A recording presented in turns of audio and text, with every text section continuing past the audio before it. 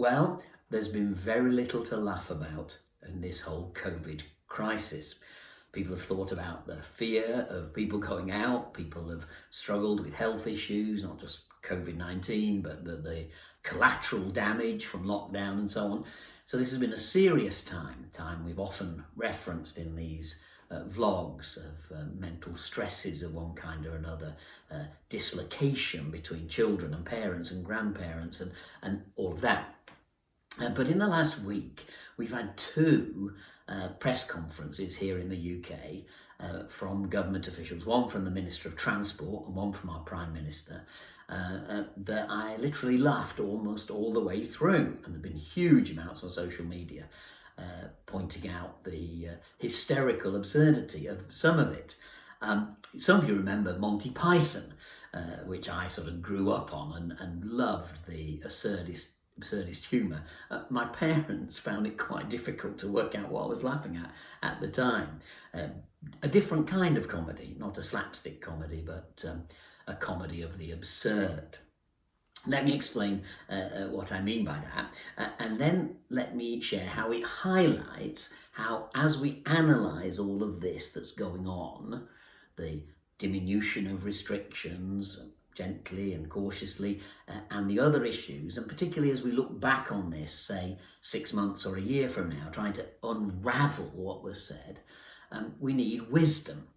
And I've thought a lot in the last year, and in fact I've prayed a lot personally that God would give me wisdom. In the book of James, which we'll read through in a second, not the whole book, just some verses on wisdom, it clearly asks us to ask God for it. And I think the challenge for many Christians, and I was sort of rebuked on this myself early on in this over a year ago, is that we know we should ask God for his wisdom, but we fail to be specific about it. We muddle along looking for wisdom in experts of one kind or another, or conversations with friends, what we might read in a website or a newspaper and so on. But actually, I believe that this is an opportunity as we emerge from lockdown for Christians to get serious about praying for God to reveal his wisdom. You see, this is why it was funny in the last week. Our Transport Minister, Grant Shapps, was billed for weeks before as announcing a green list, countries we could freely travel to without quarantine, and the international world was opening up, and so a list was duly produced. I have no idea how he delivered the press conference with a straight face. It would have been impossible. Guess what? He told the citizens of Britain. You can travel to New Zealand and Australia. Oh, no, wait. They're not letting us in. Gosh, that does seem strange, putting that on the list then when we can't go there. Oh, and you can also go to the Falkland Islands and South Georgia. How? No one quite knows how to get there. It is the opposite end of the planet from us, and really you'd normally go to Argentina, which is a red list country, so you're not allowed to. Oh, no, so wait. So you can go to these countries, except you can't. It really was worthy of a Monty Python sketch. You can go to Portugal though. It was like a sort of throwaway line in the whole thing. And so this bizarre conference took place in which international travel was opened, except it wasn't. There's been lots of absurdity, of course, through this, contradictory messages, conflicting ideas. We've highlighted some of them. The second broadcast was the Prime Minister, who just on Monday, earlier this week, made this great speech about opening up and then gave us a little lecture on hugging. I mean, who would have believed that the Prime Minister of our country would be telling people to hug, but to do it cautiously? This from the Casanova Conservative leader of our country, who many people on social media pointed out, if he'd have been rather more cautious in who he hugged, he may have had less personal problems to deal with now.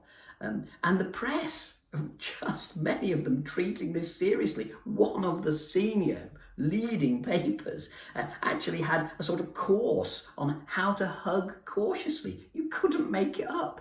It is the stuff of comic genius, except it is deeply sad as well as being funny at the same time. So there's all this stuff going on as we emerge out of lockdown. Now, what are we supposed to do with it all? How can we encourage one another to be fully flourishing when there's such massive diversity of view? Going a bit too fast, I'm still afraid, not going fast enough, and so on. So, the book of James. Here are these verses which I've come to treasure more and more actually in this past year. Here they are from God's holy word, James chapter 1, verse 2. Consider it pure joy, my brothers and sisters, whenever you face trials of many kinds. Well, we recognise that. We face lots of trials. Because you know that the testing of your faith produces perseverance. So let perseverance finish its work so that you may be mature and complete and not lacking in anything. And those are some wise words. These have been troubling and difficult times, clearly. And so we need that trouble not to make us bitter or cynical or dismissive, and there's a danger of that in all of us, of course. How do we handle it? Well, the next verse shows us. Verse 5. If any of you lacks wisdom, you should ask God, who gives generously to all without finding fault, and it will be given to you. Now, what does that actually mean, without finding fault? It's really, as James says, God gives us wisdom even when we don't deserve it. He gives wisdom to wise people if they ask, and wisdom to foolish people, which is good because many of us will be in that second category. How desperately we need wisdom as a kind of lens through which to read the news broadcasts, information. What sense are we to make of it? Who are we to trust? What's the truth in these multiplicity of mixed messages?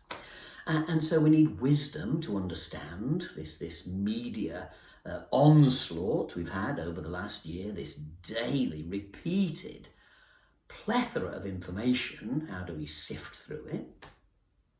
But perhaps even more day to day, how are we going to be wise in handling people around us?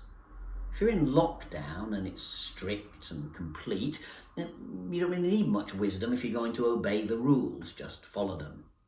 But as we emerge blinking into semi-freedom, these very different views on lockdown and COVID will get more and more out in the open.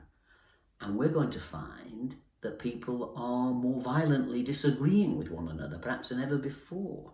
How will people come back to church when they're in the building with people, some of whom are completely cavalier about these things and think they should have long gone, and others who are deeply cautious? How will we be wise in inviting people back to our homes for a home group or for lunch or dinner or coffee?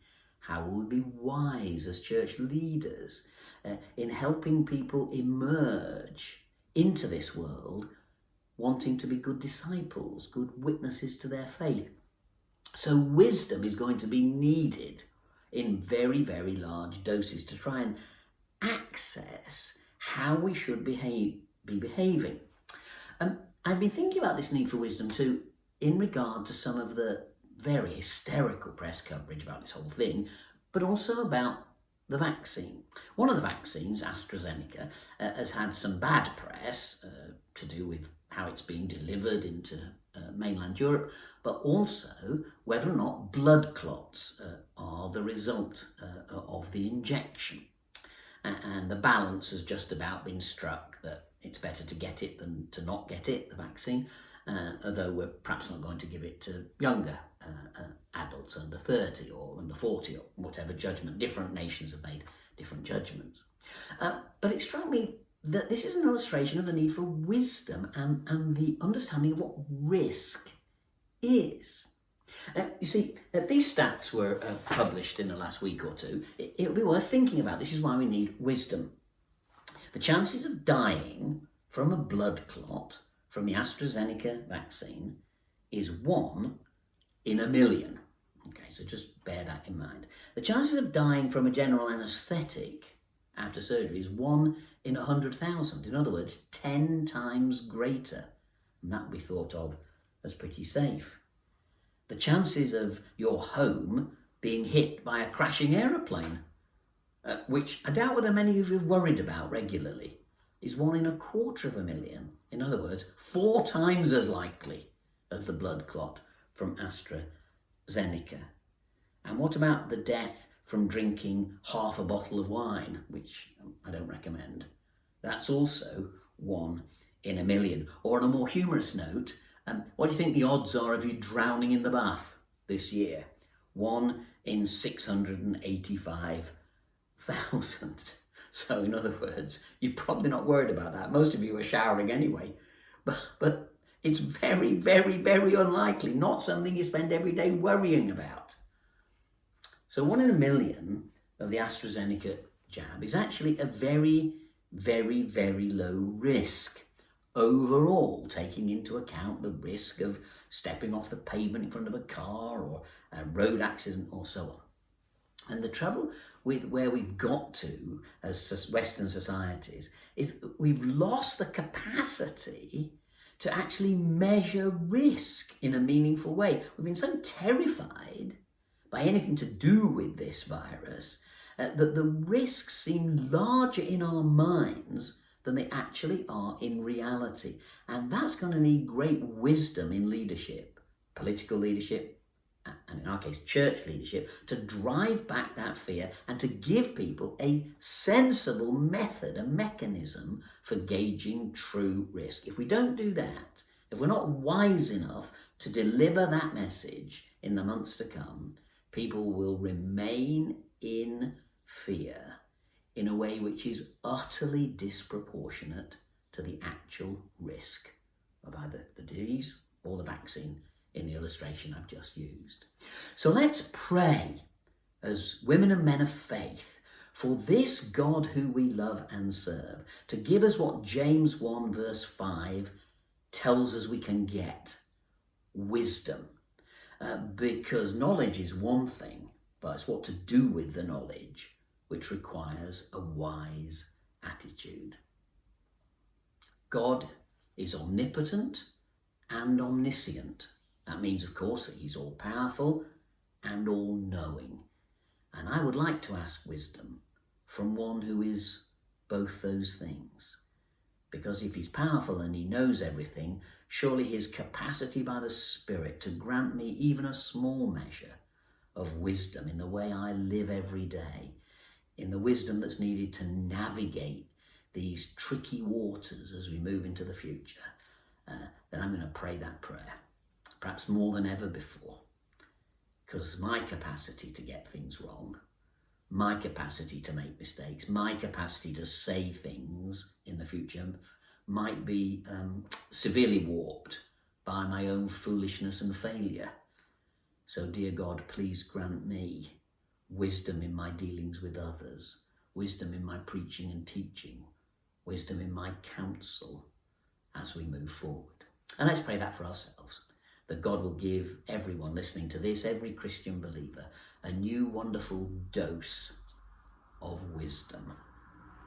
The wisdom which is from above, the wisdom that is beyond human ingenuity and human knowledge, but the wisdom which will allow us to be God's agents of peace, of reconciliation, of encouragement. And as we act wisely, so those most damaged, those most fearful, those most sad, those most disadvantaged will know the loving care of those who are acting wisely towards them, because we've prayed this prayer of James 1 verse 5 and received his wisdom from above. God bless you.